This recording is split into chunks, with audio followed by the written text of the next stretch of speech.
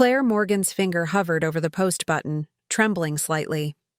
The hotel room felt too cold, despite Paris being unseasonably warm in May. She stared at her phone screen, at the video she'd edited together from the hidden camera footage. Her husband Marcus and his mistress Vanessa, exposed in ways that would destroy them both. "You sure about this?" Sophie's voice came through the speakerphone, steady and concerned. Claire took a deep breath. "They're at dinner now. Perfect timing." "Once it's out there, I know." Claire's voice hardened. "That's the point." She pressed post, watched the loading bar fill, then tossed the phone onto the bed as if it had suddenly burned her palm. 30 seconds later, it began buzzing with notifications. Too many, too fast. "It's live," Claire whispered, more to herself than to Sophie. "How do you feel?" Sophie asked. Claire walked to the window, pushing aside the gauzy curtain to look out at the Eiffel Tower glittering in the distance. The same view Marcus and Vanessa would be enjoying from their 5-star restaurant right now. "I feel nothing, but they're about to feel everything." 3 months earlier, Marcus Harrington slid his reading glasses off, pinching the bridge of his nose as he stared at the quarterly reports. 12 years building this company, and they were finally on the cusp of the biggest acquisition in their history. If the Meridian deal went through, Harrington Tech would triple in value overnight. His office door opened without a knock. Only 2 people in his life had that privilege. Your wife's on line 1. Vanessa Chen, his executive assistant of 4 years, leaned against the doorframe. She'd abandoned her blazer hours ago, her silk blouse untucked at one corner. It was past 10 p.m., and they were the only ones left in the office. Again. Marcus sighed. "Tell her I'll call back in 20. Vanessa nodded but didn't move. "The Meridian numbers look good?" "Better than good." He gestured for her to come in. "We're this close, Van. 2 weeks and we announce." She approached his desk, peering at the spreadsheets over his shoulder. Her perfume, something with sandalwood that she'd started wearing 6 months ago, filled his senses. "The board's going to freak when they see the projections. In a good way, I hope." He turned to look at her, suddenly aware of how close she was standing. "Definitely good." Her smile was small, private. "You've been working toward this for years." "We have," he corrected. "Couldn't have done it without you." Her hand rested briefly on his shoulder, a touch that lasted a half-second too long to be professional. "I'll tell Claire you'll call back." Marcus watched her leave, then picked up his phone to call his wife. But first, he closed the acquisition folder marked confidential. Some information wasn't meant to be shared, even with the people you love most. Claire Morgan Harrington stood in her gallery, surveying the final arrangement for tomorrow's opening. After years curating other artists' work, this was her first solo exhibition. Photographs from her year-long project capturing intimacy in public spaces. Couples caught in quiet moments of connection, unaware they were being observed. "The lighting on this one still isn't right," she murmured to her assistant. Sophie Reeves adjusted the track lighting, shifting it a few degrees. "Better?" "Perfect." Claire stepped back, taking in the entire wall. "What time is it?" "Almost 11. Didn't you say Marcus would be home for dinner?" Claire's smile tightened. "He's closing the Meridian deal." "Big things happening?" Sophie gave her a sympathetic look. "The curse of being married to an entrepreneur." "It's fine." Claire smoothed her hands down her black dress, the one she'd worn specially tonight. "The gallery's my baby. His company's his. We each have our passion." Her phone buzzed with a text from Marcus, still at office. "Don't wait up. Love you." She slipped the phone back into her pocket without responding. "Let's get a drink. I need to relax before tomorrow's opening." "You should eat something too," Sophie said. "When's the last time you had an actual meal?" Claire waved her off. "I'm too nervous to eat." They locked up the gallery and walked 3 blocks to their favorite wine bar. Claire ordered a bottle of Cabernet. Too expensive, but she felt like celebrating. Or maybe drowning something. The line between the two had blurred lately. "To your debut," Sophie raised her glass. "To finally putting myself out there," Claire clinked glasses. taking a longer sip than necessary. Have you told Marcus how important this is to you? That you need him there tomorrow? Claire set down her glass. He knows. He promised he'd make it. But did you tell him what it means to you? Really tell him? Sophie. Claire's tone held a warning. I'm just saying, communication goes both ways. You can't expect him to read your mind. 14 years of marriage, and he still doesn't understand that this isn't just a hobby. Claire traced the rim of her wineglass. The gallery's been successful for a decade, but he still introduces me as my wife who runs that cute little art place. Men can be dense. Sophie refilled their glasses. But you've changed too, Claire. You used to share everything with him. Now you barely talk about your work at home. Because he barely listens. Claire's voice rose, drawing glances from nearby tables. She lowered it again. Sorry, it's just, we've been ships passing in the night for too long. When's the last time you two went away together? Just the two of you? Claire thought for a moment. 3 years ago? Maybe 4? That trip to Napa. See? That's the problem. You need to reconnect? After the exhibition and his deal close, Claire promised, though something in her tone lacked conviction. We'll make time. Sophie studied her friend's face. Just don't wait too long, okay? Relationships don't thrive on leftovers. Claire stared out the window at couples walking hand in hand along the sidewalk. Once, she and Marcus had been like that, stopping to kiss in doorways, holding hands across restaurant tables, unable to keep their hands off each other. When had that changed? It wasn't any one moment, but a slow erosion, like water wearing down stone. I miss him, Claire said quietly, even when he's right beside me. The breakthrough on the Meridian deal came at 1 a.m., when Marcus finally found the leverage point in their contract that would seal the acquisition. He shouted in triumph, spinning his chair around to face Vanessa, who was sprawled on his office couch with her shoes off, skirt hiked up carelessly above her knees. I found it. Section 12, paragraph 3. They left themselves completely exposed. She sat up, suddenly alert. Show me. He gestured her over, pointing to his screen. She leaned in, her shoulder pressing against his as she read. Holy shit, Marcus. You're a genius. We're going to own them, he grinned. And no one will even see it coming. Their eyes met, the shared triumph electric between them. Later, Marcus would identify this as the moment, the precise second when the line was crossed. Her lips parted slightly, and instead of looking away, he held her gaze. We make a good team, she whispered. The best. His voice had gone rough. The first kiss was tentative, almost experimental. The second was not. 4 years of late nights, of shared stress and triumph, of building something together. It all combusted in that moment. His hands were in her hair, hers pulling at his shirt. They didn't make it out of the office. Afterward, straightening clothes and avoiding eye contact, the reality crashed down on Marcus. Vanessa, don't, she cut him off. Don't say you're sorry. I'm married. I'm aware. Her voice was clipped as she buttoned her blouse. I've sent your wife flowers on your behalf more times than I can count. The barb landed. That's not fair. None of this is fair, Marcus. She gathered her things with quick, efficient movements. I've been by your side for 4 years. 4 years of building this company with you while she plays with her little photos. Don't talk about Claire like that. Vanessa stopped at the door, her composure cracking slightly. You know what's sad? I actually like her. She deserves better than both of us. She paused. This never happened. For the sake of the Meridian deal, we forget this. He nodded, relieved at the easy out. Agreed. But 3 nights later, it happened again. And again the following week. What began as physical release amid stress evolved rapidly into something more consuming. Marcus found himself inventing reasons to work late, to send Claire away for weekend gallery events in other cities.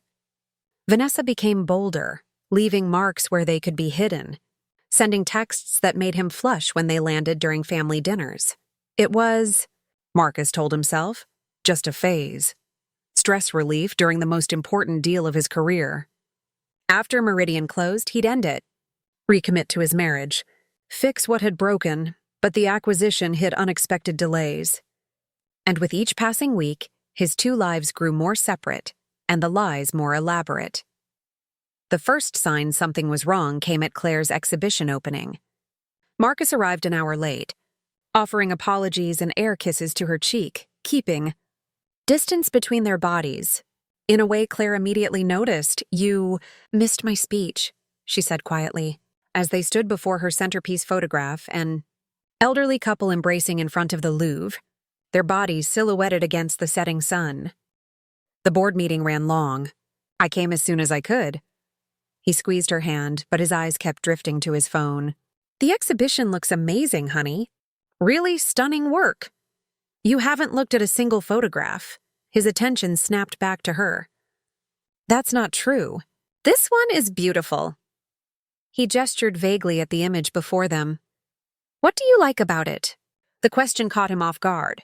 The composition, the light, the way you captured the moment." Claire studied his face, seeing the strain around his eyes, the slight flush on his neck that always appeared when he was lying. "It's about longevity," she said. "They've been married 62 years. I interviewed them afterward. That's wonderful, is it? 62 years is a long time to keep choosing someone." Something flickered in his expression. Guilt, maybe, or fear. "Claire, your phone's buzzing again," she observed, her voice flat. He glanced down, then quickly tucked it away. "It's nothing. Just work. It's always work." She stepped back, creating space between them. "Go ahead and take it. I need to circulate anyway." He hesitated, then nodded. "I'll find you in a bit." Claire watched him hurry toward the exit, phone already pressed to his ear. Sophie appeared at her elbow with a glass of champagne. "He's leaving already?" "Apparently." Claire took the glass, draining half of it in one swallow. Something more important came up. Sophie's eyes narrowed. "On the biggest night of your career?" "It's fine." Claire's tone made it clear the subject was closed. "How are sales looking?" 6 sold in the first hour. "That New York collector wants the entire West Wall series." Claire nodded, trying to focus on this success, the culmination of her artistic vision finally being recognized. But her eyes kept drifting to the door Marcus had disappeared through. Later that night, he returned home past midnight, slipping into bed beside her with careful movements that suggested he thought she was asleep. Claire lay still, eyes closed, breathing measured. He smelled of unfamiliar perfume, not overtly, but detectable to someone who had shared his space for 14 years. In that moment, with her back to her husband and a chasm of unsaid words between them, Claire made a decision. If Marcus was hiding something, she would find out exactly what or who it was. The first photo arrived in Claire's email on a Tuesday morning. No subject line, no message, just an attachment from an anonymous account. She almost deleted it as spam, but curiosity made her click. The image loaded. Marcus and a woman, young, beautiful, Asian, leaving a hotel together. His hand rested possessively on the small of her back, his head bent toward hers, smiling in a way Claire hadn't seen directed at her in years. Her first thought was clinical, professional, good composition, interesting use of shadow. Her second thought came with a wave of nausea. He's having an affair. Claire recognized the woman immediately, Vanessa Chen, his executive assistant. The woman who sent Claire birthday flowers on Marcus's behalf, who organized their anniversary dinners, who had sat at their table for the company Christmas party just months ago, complimenting Claire's dress with apparent sincerity. She printed the photo, slipped it into her desk drawer, and went about her day. Meetings with artists, calls with collectors, lunch with her gallery manager, functioning on autopilot while her mind cataloged every late night, every canceled dinner, every business trip in the past year. That evening, she asked casually, "How's Vanessa doing?" "I haven't seen her in ages." Marcus barely looked up from his laptop. "Fine, busy with the Meridian stuff like all of us. We should have her over for dinner sometime. She's been with you for what, 4 years now?" "Sure, maybe after the acquisition closes." He typed something, brow furrowed. "Did you need something from her? I can have her call you." "No," Claire smiled thinly. "Just making conversation." The second email came 3 days later.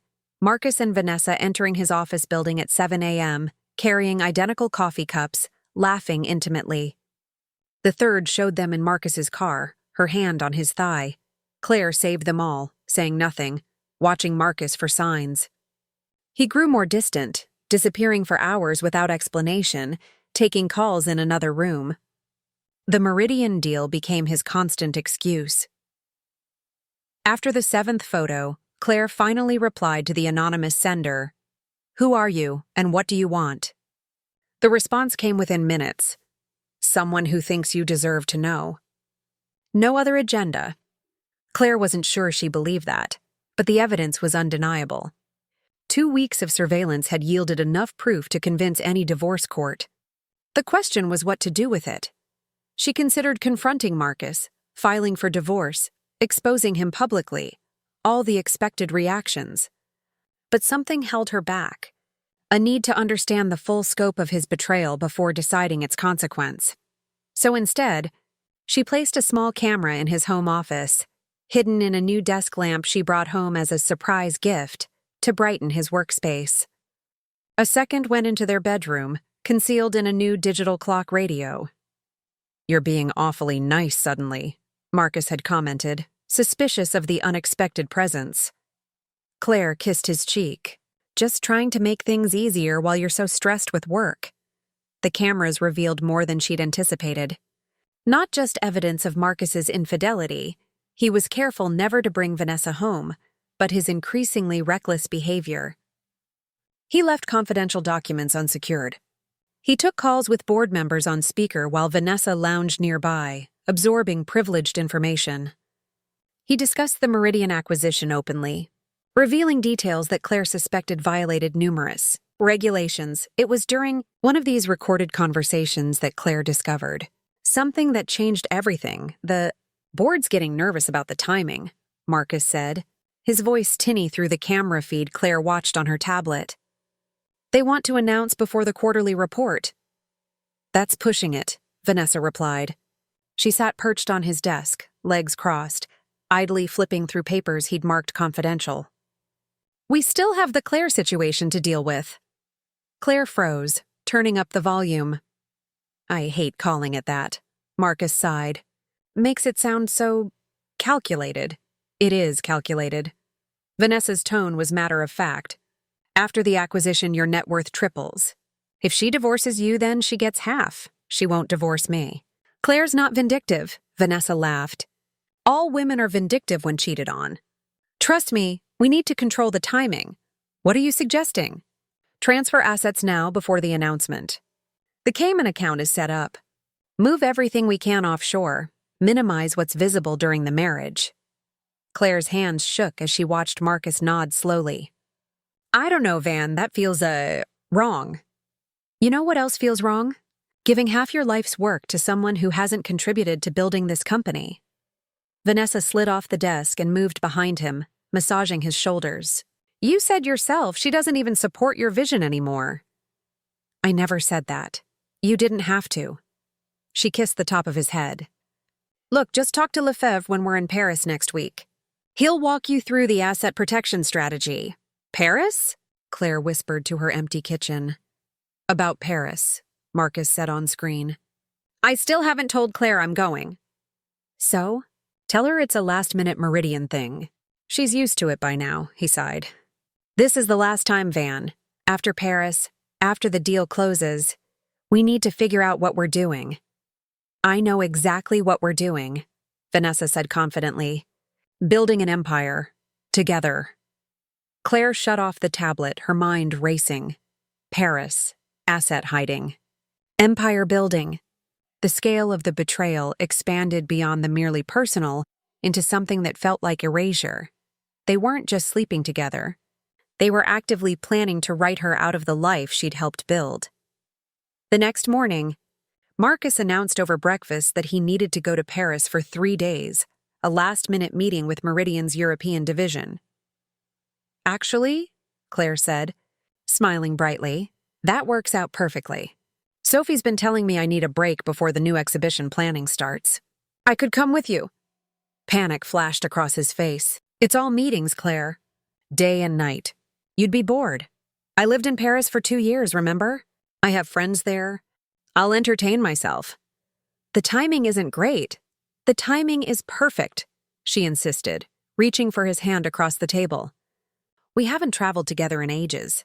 I miss you. She let vulnerability show in her eyes. Don't you miss me too? The guilt worked exactly as intended. He squeezed her hand. Of course I do. It's just been so intense with work. Which is why we need this, she pressed. 3 days in the City of Lights. We'll make time for at least one romantic dinner, right? He hesitated, then nodded. Right, of course. I'll have Vanessa arrange everything. Perfect, Claire said, already mentally calculating how to access his email and change whatever arrangements Vanessa would make. Oh, and don't worry about me during your meetings. I'll be completely self-sufficient. After he left for work, Claire called Sophie. I need a favor, she said without preamble. A big one. Name it, Sophie replied. I need to borrow your apartment in Paris next week. Consider it yours. But why? Don't you and Marcus usually stay at Le Maurice?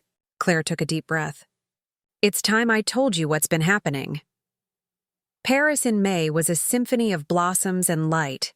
Streets lined with flowering chestnuts, cafes overflowing onto sun-drenched sidewalks.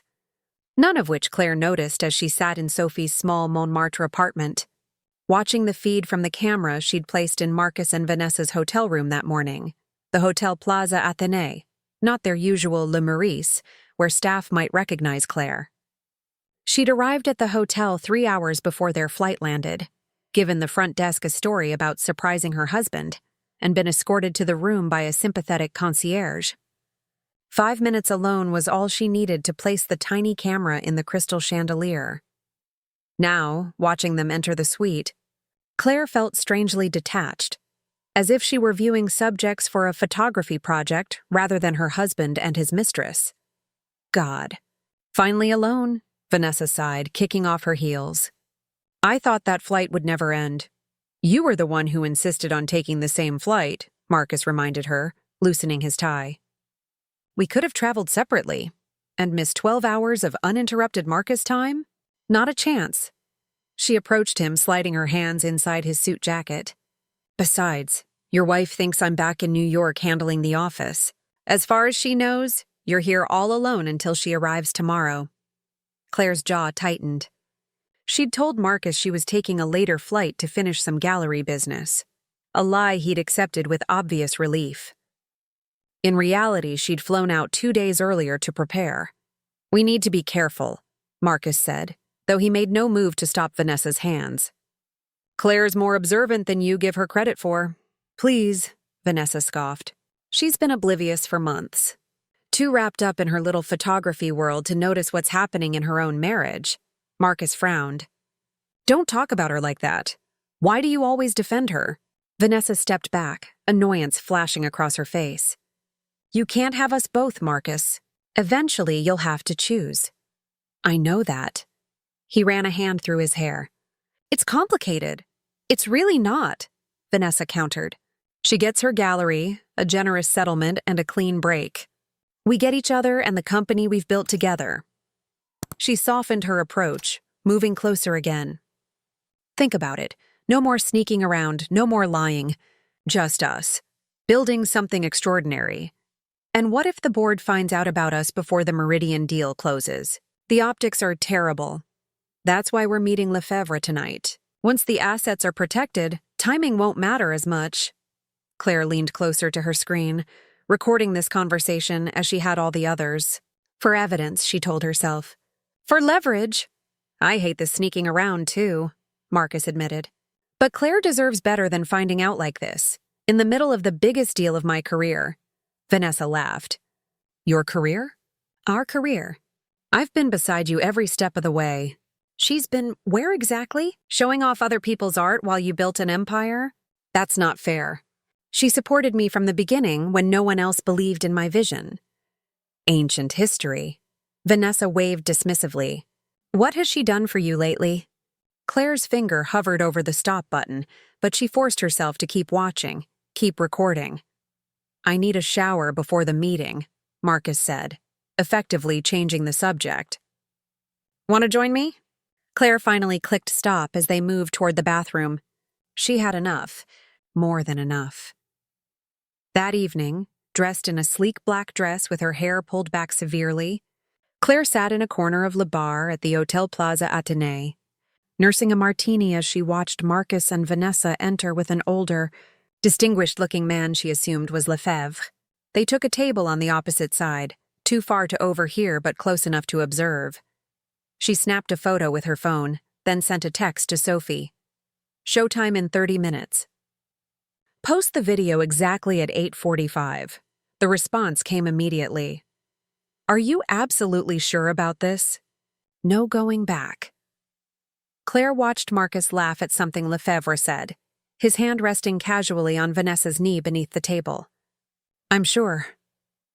For the next half hour, she sipped her drink and observed their meeting, the easy intimacy between Marcus and Vanessa, the serious discussion with Lefebvre, the signing of documents.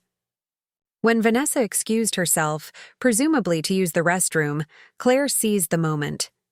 Moving with purpose, she approached their table. "Hello, darling," she said, her voice steady as she placed a hand on Marcus's shoulder. "Surprise!" The blood drained from his face. "Claire, you said tomorrow. Plans changed." She turned to Lefebvre, extending her hand. "Claire Morgan Harrington. I don't believe we've met, though you seem to be handling my husband's financial affairs." Lefebvre looked between them, clearly confused. "Monsieur Harrington, you did not mention your wife would join us." "He didn't know," Claire smiled thinly. "Just like I didn't know about this meeting. Or about your plans to hide assets offshore before announcing the Meridian acquisition." She turned back to Marcus. "Did I get that right, darling?" "Claire, this isn't what it looks like." "It's exactly what it looks like," she cut him off, her voice low but intense. "You and your mistress planning to defraud me and possibly your shareholders." She glanced at her watch. Speaking of Vanessa, she should be back any moment. "I'd hate to make a scene. Please." Marcus grabbed her wrist. "Let's talk privately." "We're well past that point." She extracted herself from his grip. "Check your phone, Marcus. Everyone is talking about us right now." As if on cue, his phone began buzzing with notifications. He glanced down, confusion turning to horror as he swiped open a message. "What have you done?" he whispered. "I've been documenting everything for weeks. The hotel meetings, the office after hours, the conversations about hiding assets. That video you're seeing? It's just a trailer. The full footage has already been sent to the SEC, our attorneys, and the Meridian board." She leaned closer. "You didn't just betray our marriage. You betrayed your fiduciary duty to your company." Lefebvre, sensing disaster, gathered his documents. "I believe this meeting is concluded. Monsieur Harrington, we will speak when matters are clearer." Marcus barely noticed him leave, his eyes fixed on his phone as message after message rolled in. "This will destroy everything. The company, the acquisition." "You destroyed it," Claire corrected him. "I'm just making sure everyone knows exactly who you are," Vanessa returned, stopping short when she saw Claire. "What is she doing here?" "Enjoying the show," Claire replied. "You might want to check social media. You've both gone viral." Vanessa grabbed Marcus's phone, her face contorting as she watched the video, clips of them together, interspersed with recorded conversations about hiding assets and misleading shareholders, all carefully edited to expose their affair and financial scheming while excluding anything that might implicate Claire in illegal surveillance. "You bitch," Vanessa hissed. "You planned this." "I documented it," Claire corrected. "You planned it. Every secret meeting, every lie, every conversation about building your empire on the ruins of my marriage." "Claire, please." Marcus stood, reaching for her. "We can fix this." She stepped back. "It's already fixed. The prenup you had me sign has an infidelity clause that works in my favor. Your board has clear evidence of misconduct. And Meridian is undoubtedly pulling out of the acquisition as we speak." Her voice remained steady, though her hands trembled slightly. "You chose this, Marcus. Both of you. Now live with it." As she turned to leave, Marcus called after her, his voice breaking. "You'll destroy yourself too." Your reputation, Claire paused, looking back with something almost like pity. My reputation as what? The wronged wife who exposed corporate fraud? The artist whose next exhibition will explore betrayal and justice? She shook her head. I'll be fine. You're the cautionary tale, not me. Walking out of the bar, Claire felt dozens of eyes on her, hotel guests who had already seen the viral video and recognized its subjects. She held her head high, moving with deliberate grace through the lobby and out into the Paris evening. Only when she was safely in a taxi did she allow herself to exhale, the adrenaline crash leaving her shaky and nauseated. She'd just demolished 14 years of marriage in 4 minutes of public confrontation. The fallout would be massive, messy, and very, very public. But as the taxi wound through Paris streets toward Sophie's apartment, Claire felt something unexpected beneath the grief and anger, relief. The weight of suspicion and surveillance, of pretending not to know, had been crushing her for weeks. Now, at least, the truth was out. Her phone buzzed with a text from Sophie. Video at 2 million views and climbing. You okay? Claire stared out at the Paris night, the city of love transformed in her eyes to the city of reckoning. Not yet, but I will be. 6 months later, the gallery was packed for the opening of Exposure, Claire's new exhibition featuring photographs taken throughout her surveillance of Marcus and Vanessa, artfully modified to protect identities while preserving the raw emotion of betrayal and duplicity. Critics had called it a searing exploration of infidelity in the digital age, and revenge elevated to art. Claire moved through the crowd in a crimson dress, accepting congratulations and fielding questions with practiced ease. 6 months of media attention had taught her how to navigate public interest in her private tragedy. The centerpiece is extraordinary, a New York curator told her, gesturing toward the largest photograph, a silhouette of a man and woman in a hotel room, their shadows elongated and distorted against gauzy curtains. The violation feels almost sacred. That's exactly what I was capturing, Claire replied. The sacred nature of broken vows. After the Meridian deal collapsed and the SEC investigation began, Marcus had reached out repeatedly, first with anger, then pleas, finally with grudging respect for how thoroughly she'd outplayed him. Claire had directed all communication through attorneys, focusing instead on transforming her documentation into art. The divorce had been finalized 3 weeks ago. Marcus lost his position as CEO, but avoided criminal charges by cooperating with investigators. Vanessa had been less fortunate. Her role in the planned financial maneuvers had resulted in civil penalties and a tarnished reputation that made finding comparable employment impossible. You've turned personal catastrophe into professional triumph, a journalist observed, recording their conversation for a profile piece. Was that always the plan? There was no plan, Claire answered honestly. Just the instinct to document what was happening. The art emerged from the evidence. And the viral video? That was certainly planned, Claire smiled enigmatically. That was justice. The art came after. As the evening wound down, she found herself alone in a quiet corner, sipping champagne and watching the last guests examine her work. Sophie approached, bumping her shoulder gently. You've created something remarkable from something terrible, she said. I'm proud of you. I couldn't have done it without you, Claire replied. Especially the Paris part. Speaking of Paris, Sophie hesitated. Marcus is there now. I saw something on social media. He's trying to rebuild his consulting business in Europe. Good for him. Claire was surprised to find she meant it. The rage had burned itself out months ago, leaving behind a strange mixture of indifference and occasional nostalgia for what they'd once been. Does it bother you? That he's moving on? Claire considered the question. No, he's not my concern anymore. She gestured around the gallery. This is my focus now, my work, my voice. After Sophie left, Claire walked slowly through the exhibition, seeing the narrative she'd created through her lens. Not just of Marcus's betrayal, but of her own awakening. Each photograph documented a step in her journey from suspicion to knowledge to power. The final image in the exhibition wasn't from her surveillance at all, but a self-portrait taken in the Paris taxi after the confrontation. Her face reflected in the window, the lights of the city blurred behind her.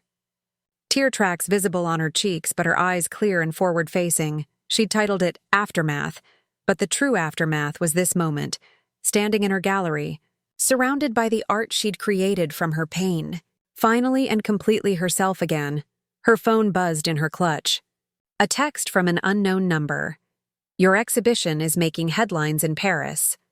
Impressive transformation of personal tragedy into art. McClare read it twice, then deleted it without responding. Some conversations were finally, mercifully over. Instead, she texted Sophie. Dinner after we close up? I'm thinking of that new place on 7th. The response came immediately. Absolutely. We're celebrating tonight. Claire tucked her phone away and moved toward the remaining guests, ready to discuss her work, her future exhibitions, her plans for the gallery's expansion. The past had been exposed, documented, and transformed. Now it was time to focus on what came next, the life she was building from the ruins of betrayal, stronger and more authentically her own than anything that had come before. As the last visitors filed out and the gallery fell quiet, Claire stood before her self-portrait, studying her own face in that moment of raw transformation. She reached out, touching the frame lightly. Enough exposure, she whispered to herself. Time for something new. And that wraps up today's story. Now we want to hear from you. Where are you watching from? Drop your city or country in the comments, and let's see how far these stories reach. If this story moved you or gave you chills, give it a like, share, and subscribe for more powerful stories. One last thing, rate the story from 1 to 10 in the comments. Your feedback helps us bring you even better ones next time. Thanks for watching. We appreciate you being part of this storytelling journey.